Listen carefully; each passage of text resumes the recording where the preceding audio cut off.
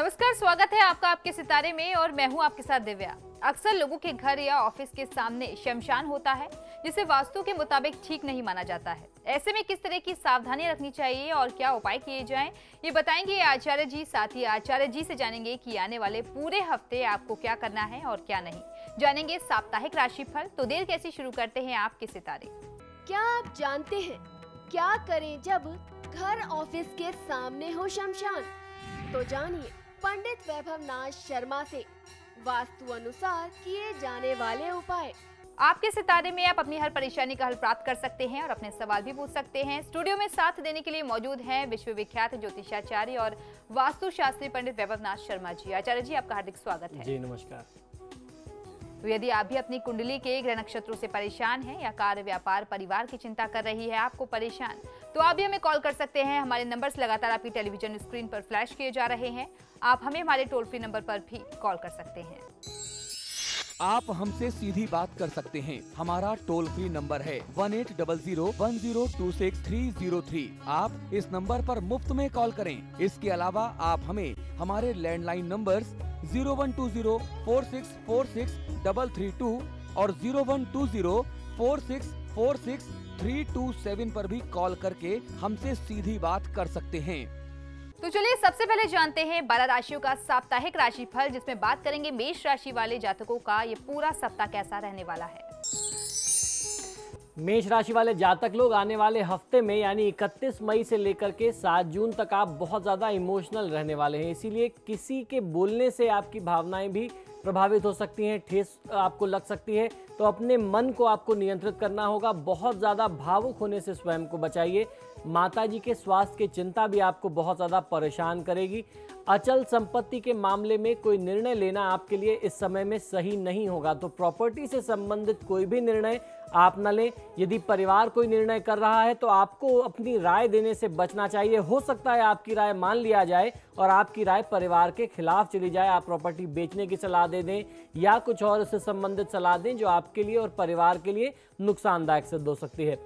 मानसिक व्यग्रता और शारीरिक अस्वस्थता आपको इस बीच में बहुत ज़्यादा झेलनी पड़ सकती है। विद्यार्थियों के लिए समय मध्यम कहा जा सकता है। आपका स्वाभिमान भंग होगा। ऑफिस या बिजनेस में सावधानी बरतने की आपको आवश्यकता दिखाई देती है। इस सप्ताह में आपको देवी दुर्गा की पूजा आराधना अवश्य कर लेनी चाहिए। दुर्गा चालीसा का पाठ करेंगे तो बहुत अच्छा फायदा मिलेगा। कार्य में लापरवाही करने से बचिए। चलिए अब जान लेते हैं वृषभ राशि वालों का सप्ताह कैसा रहेगा और सप्ताह को शुभ बनाने के लिए वो क्या करें और क्या ना करें। वृषभ राशि वाले जातक लोगों के लिए इस सप्ताह में महादेव की कृपा से आप तन और मन से स्वस्थ और प्रफुल्लित रहने वाले हैं। परिवारजनों के साथ पारिवारिक विषयों में चर्चा कर सकते हैं। मित्रों के साथ घूमने फिरने का भी कार्यक्रम बनाया जा सकता है। आर्थिक मामलों पर अधिक ध्यान देंगे इस समय में आप। आपके हर कार्य में आपको सफलता मिलने वाली है। भाग्य वृद्धि का योग बना हुआ है। भाई बंधुओं का पूरा सहयोग मिलेगा। प्रिय व्यक्ति का साथ और सार्वजनिक सम्मान मिलेगा। सामाजिक मान सम्मान में वृद्धि होगी। व्यापार में वृद्धि होगी तथा प्रतिस्पर्धियों को आप परास्त कर सकेंगे। यानी आपके जो कॉम्पिटिटर्स हैं आप उनको पीछे छोड़ करके एक अच्छी सफलता, एक अच्छा सक्सेस प्राप्त कर सकते हैं आने वाले इस हफ्ते में। इस सप्ताह आप महादेव की पूजा करें तो आपको बहुत अच्छा लाभ मिल सकता है। शिव चालीसा व शिव मानस पूजन आपके लिए लाभकारी रहने वाला है। बहुत ज़्यादा तनाव से, टेंशन लेने से बचना चाहिए। चलिए तो अब देख लेते हैं मिथुन राशि वाले जातक अपने सप्ताह को शुभ बनाने के लिए आज क्या करें और क्या ना करें।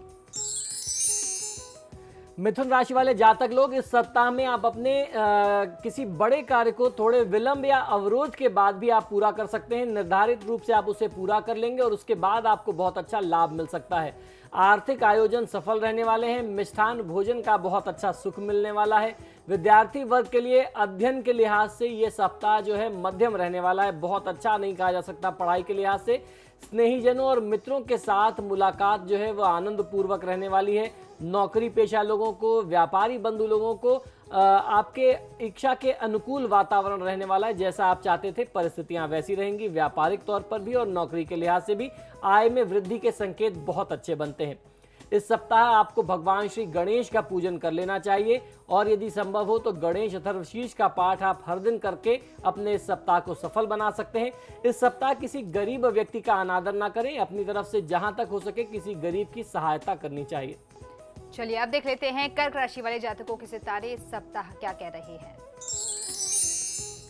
कर्क राशि वाले जातक लोगों के लिए आगामी सप्ताह भावनाओं के प्रवाह में आप सराबोर रहेंगे और कुटुंबजनों, मित्रों और सगे संबंधी उसमें आपके सहभागी बन सकते हैं। भेंट, उपहार, सौगात, सम्मान की भी प्राप्ति होने के संयोग दिखाई देते हैं। स्वादिष्ट भोजन करने और बाहर कहीं घूमने फिरने, देशाटन, तीर्थाटन का आप कार्यक्रम बना सकते हैं, ऐसा आयोजन हो सकता है। मांगलिक अवसरों में उपस्थित आप होंगे। आनंददायक प्रवास होगा जहां कहीं भी आप बाहर जाएंगे। धन लाभ होगा। दाम्पत्य जीवन में घनिष्ठता का अनुभव आप कर सकेंगे। तो कुल मिलाकर के आपका ये आगामी सप्ताह बहुत अच्छा रहने वाला है। इस सप्ताह को और अच्छा और सुखी बनाने के लिए मां पार्वती की पूजा आराधना आप करते हैं तो ये सप्ताह आपको बहुत अच्छी सफलता दे सकता है। इस सप्ताह को शुभ बनाने के लिए भोजन अथवा अन्नपूर्णा का अनादर किसी भी परिस्थिति में न करें, इस बात का भी आपको पूरा ध्यान रखना चाहिए। चलिए तो आप जान लेते हैं सिंह राशि वाले अपने सप्ताह को अच्छा व्यतीत करने के लिए क्या करें।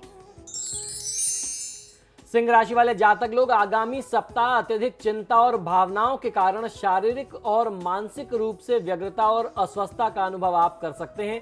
सहकर्मियों से वाद विवाद तथा संघर्ष संभावित दिखाई देता है। कोर्ट कचहरी के मामलों में सावधानी रखने की आवश्यकता है। वाणी और व्यवहार में संयम रखना आपके लिए अति आवश्यक हो जाएगा। जितना आप कंट्रोल बिहेवियर करेंगे, अपनी बात को आप जितना कंट्रोल वे में करेंगे, बात जितना आप नपी तुली करें, जितनी आवश्यक हो उतनी करें तो आपको फायदा मिलेगा। इस सप्ताह में आय की अपेक्षा खर्च बहुत अधिक रहने वाला है। गलतफहमी आपके लोगों के बीच में पैदा ना हो जाए, कोई दुविधा ना हो जाए, इस बात का आपको अपनी तरफ से पूरा ध्यान रखना चाहिए। इस सप्ताह आपको निरंतर हर दिन मां गायत्री का आपको ध्यान करना है। गायत्री मंत्र का हर दिन आपको 108 बार जाप कर लेना चाहिए। काले रंग के वस्त्रों के प्रयोग से इस सप्ताह आप बचते हैं तो सप्ताह सुखी हो जाएगा। चलिए तो आप देख लेते हैं कन्या राशि वालों का सप्ताह कैसा रहने वाला है। कन्या राशि वाले जातक लोगों के लिए यह आगामी सप्ताह कई तरह से लाभ से परिपूर्ण रहने वाला है। व्यापार धंधे में विकास के साथ आय भी बढ़ेगी। नौकरी पेशा लोगों को लाभ के अवसर भी मिलेंगे। वैवाहिक जीवन सुख और संतोष की अनुभूति देने वाला रहेगा। पत्नी, पुत्र और परिवार में जो बुजुर्ग और वरिष्ठ वर्ग हैं उनकी तरफ से भी आपको अच्छा सहयोग, लाभ और मार्गदर्शन मिलेगा। मित्रों के साथ रमणीय पर्यटन की स्थिति हो सकती है। आप कहीं बाहर जा सकते हैं, अच्छा समय व्यतीत कर सकते हैं। छुट्टियों का समय वैसे भी चल रहा है। स्त्री मित्र विशेषकर आपके लिए लाभकारी साबित होने वाले हैं। तो आपके जो संपर्क हैं, खासतौर पर कोई महिला मित्र, वो आपको बहुत अच्छा सपोर्ट कर दे, उसकी हेल्प से काम बन जाए, ऐसे स्थिति बनती है। संतानों के शुभ समाचार मिलने वाले हैं। संतान पक्ष से आपको समाचार अच्छा मिलेगा। इस सप्ताह में मां लक्ष्मी की पूजा आराधना करके आप अपने आगामी सप्ताह को सफल बना सकते हैं। क्रोध व उत्तेजना से आपको बचना है। अपने गुस्से को कंट्रोल करिए। चलिए अब बढ़ते हैं अगली राशि की ओर। जान लेते हैं तुला राशि वाले जातक सप्ताह को शुभ बनाने के लिए क्या करें और क्या ना करें। तुला राशि वाले जातक लोगों के लिए परिवार में आनंद और उत्साह का वातावरण रहने वाला है। ऑफिस और नौकरी में आय वृद्धि, पदोन्नति के संयोग बनते दिखाई देते हैं। माताजी की तरफ से आपको बहुत अच्छा लाभ और सहयोग मिलेगा। गृह सजावट का काम आप हाथ में ले सकते हैं। घर का जो है इंटीरियर आप कुछ बदलने का प्रयास कर सकते हैं। ऑफिस में सीनियर्स काम की सराहना करेंगे, आपको तारीफें मिलेंगी। सहकर्मियों का सहयोग बहुत अच्छा मिलेगा। शारीरिक स्वास्थ्य को बनाए रखेंगे आप हेल्दी भी रहने वाले हैं, चुस्त दुरुस्त रहेंगे। इस आगामी सप्ताह में श्री विष्णु जी की पूजा आराधना आपको मनोवांछित सफलता दे सकती है। तो भगवान विष्णु की पूजा आराधना अवश्य करें। किसी भी परिस्थिति में गुरुजनों अथवा वरिष्ठ जनों का अपमान आपको नहीं करना चाहिए, इस बात का आपको ध्यान रखना है। और अब देख लेते हैं वृश्चिक राशि वाले जातकों की राशि इस सप्ताह क्या कह रही है। वृश्चिक राशि वाले जातक लोगों के लिए इस सप्ताह हर एक विषय के नकारात्मक पहलुओं का अनुभव हो सकता है। थकान और आलस के कारण स्फूर्ति का अभाव रहेगा। एनर्जी थोड़ी सी कम रहेगी। मन में गहरी चिंताएं आपको सताया करेंगी, परेशान करेंगी। आपको बहुत ज़्यादा टेंशन हो सकती है। नौकरी व्यवसाय में बीच बीच में कहीं ना कहीं कोई अवरोध आ जाएगा जिससे आप थोड़ा और परेशान हो सकते हैं। उच्च पदाधिकारियों के साथ वाद विवाद में न पड़ने की आपको मैं सलाह देता हूं। विदेश जाने के अवसर बनेंगे या विदेश में बसने वाले निकट संबंधियों के आपको समाचार मिल सकते हैं। उनके सहयोग से आपको कुछ काम बन सकता है, काम मिल सकता है, ऐसी स्थिति बनती है। संतान के साथ संबंधों में भी कुछ तनाव की स्थिति आएगी जो आपके लिए चिंता का बड़ा कारण बन सकती है। इस सप्ताह में आपको मां अन्नपूर्णा की पूजा आराधना कर लेनी चाहिए, जिससे आपको सुख व सफलता मिल सकती है। अन्नपूर्णा स्तोत्र का पाठ करें तो बहुत अच्छा फायदा मिलेगा। इस सप्ताह में कोई आपकी सहायता मांगने आए तो उसे बिल्कुल भी आप मना न करें। जैसा भी आपका सामर्थ्य है, जैसे आपसे बन पड़े, उसकी छोटी सी हेल्प आप जरूर कर दीजिए। अब देख लेते हैं धनु राशि वाले जातकों की राशि इस सप्ताह क्या कह रही है और इस सप्ताह को शुभ बनाने के लिए वो क्या करें और क्या ना करें। धनु राशि वाले जातक लोगों के लिए इस सप्ताह आपको वाणी और क्रोध पर नियंत्रण रखना होगा, वरना अनर्थ हो सकता है। सर्दी और कफ के कारण आपका स्वास्थ्य खराब रहेगा, यानी मौसम में हो रहे परिवर्तन के कारण आप थोड़ा सा प्रभावित हो सकते हैं। शीत और गर्म का प्रकोप आपको परेशान कर सकता है। इस समय में आपको अपने शरीर का ध्यान रखना चाहिए। गर्मी से तत्काल आप ठंडक में ना जाएं, एसी में ना जाएं और एसी से तुरंत आप सीधे डायरेक्ट धूप में ना निकलें, इस चीज़ का ध्यान रखिए। मानसिक व्यग्रता के कारण आप थोड़ा सा चिंता का अनुभव हो सकता है। व्यग्रता बहुत ज़्यादा रहेगी मानसिक तनाव के कारण। खर्च में वृद्धि होगी। गलत मित्रों की संगत कुसंगति आपको कुमार्ग पर न ले जाए, इसका ध्यान आपको बहुत ज़्यादा रखना होगा। इस सप्ताह में, आगामी सप्ताह में श्री राम जी की पूजा आराधना आपके लिए सफलतादायी सिद्ध होगी। राम रक्षा स्तोत्र का आपको पाठ करना चाहिए। गलत मित्रों की संगत से आप दूर रहें तो आपका भला है। अब देख लेते हैं मकर राशि वालों की राशि इस सप्ताह क्या कह रही है।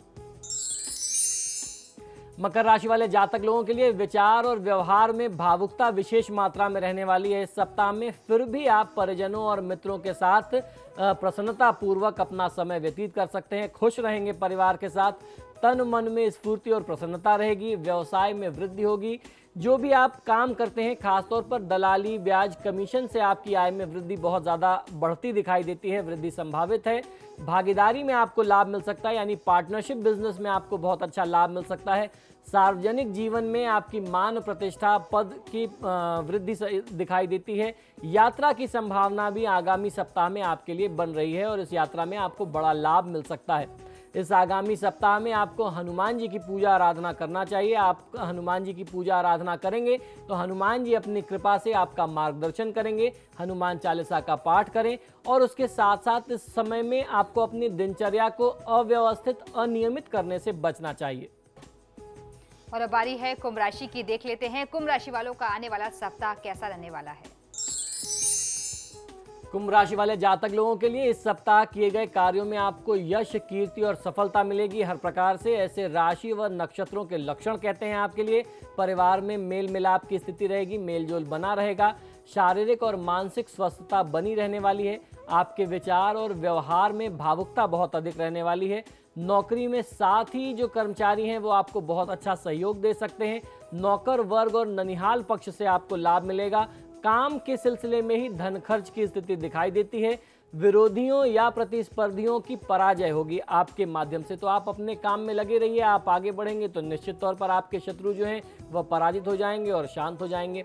आगामी सप्ताह में शनिदेव की पूजा आराधना आपको निश्चित तौर पर करनी चाहिए। शनि चालीसा का पाठ नियमित दिनचर्या में आप करते रहें तो फायदा मिलेगा। किसी प्रकार के पुराने वाद विवाद या लड़ाई झगड़े को आपको छेड़ना नहीं चाहिए, बढ़ाना नहीं चाहिए। अब बारी है आखिरी राशि की। देख लेते हैं मीन राशि वालों के लिए आने वाला सप्ताह कैसा रहने वाला है। मीन राशि वाले जातक लोग, इस सप्ताह आप कल्पना लोक में विचरना ज्यादा पसंद करेंगे। साहित्य लेखन में अपनी सृजनात्मकता प्रकट कर सकेंगे आप। विद्यार्थी वर्ग के लिए यह सप्ताह बहुत उत्तम रहने वाला है। प्रेमी जनों और प्रिय व्यक्तियों का सानिध्य आप प्राप्त कर सकते हैं। शेयर से संबंधित या सट्टे से संबंधित यदि आप काम करते हैं तो उसमें आपको लाभ मिल सकता है। मानसिक संतुलन बनाए रखने की आवश्यकता है। इस आगामी सप्ताह में श्री विष्णु व मां लक्ष्मी की पूजा आराधना आपको करनी चाहिए। विष्णु और लक्ष्मी जी की यदि आप आरती करते हैं तो आपको बहुत शुभ फल प्राप्त होगा।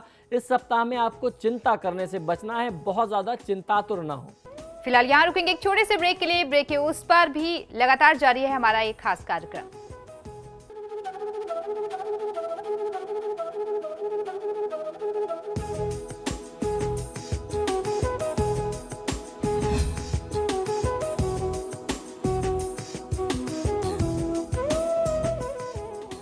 ब्रेक के बाद एक बार फिर से आपका स्वागत है। चलिए अब आचार्य जी से जान लेते हैं आज का महा उपाय।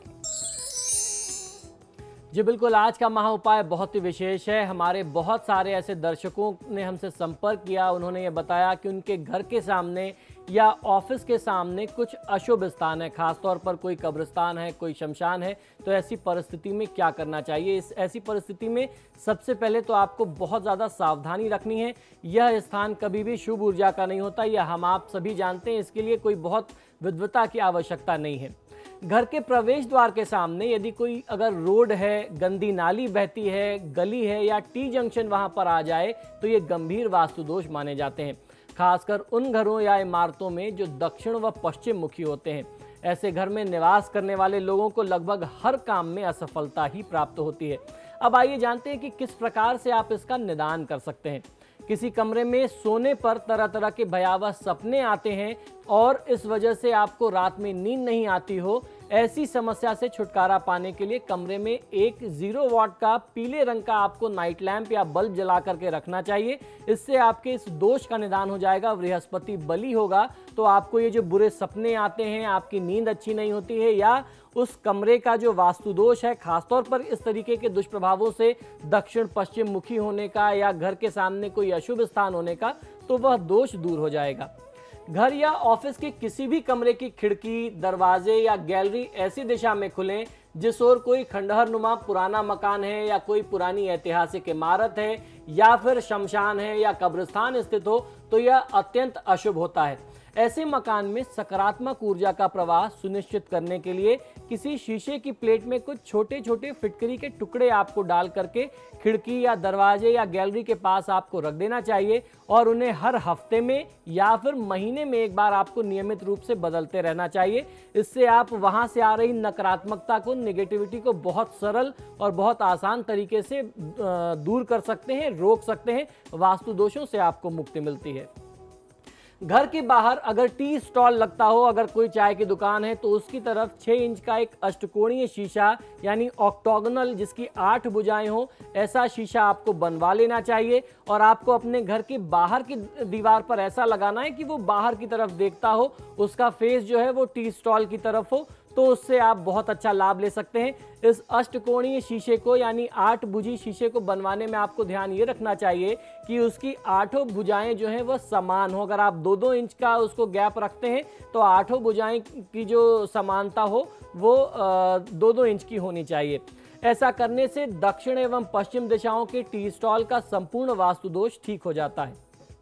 कभी कभी बच्चों को मकान के किसी कमरे में अकेले जाने से डर लगता है, ऐसा अक्सर बच्चे कंप्लेन करते हैं।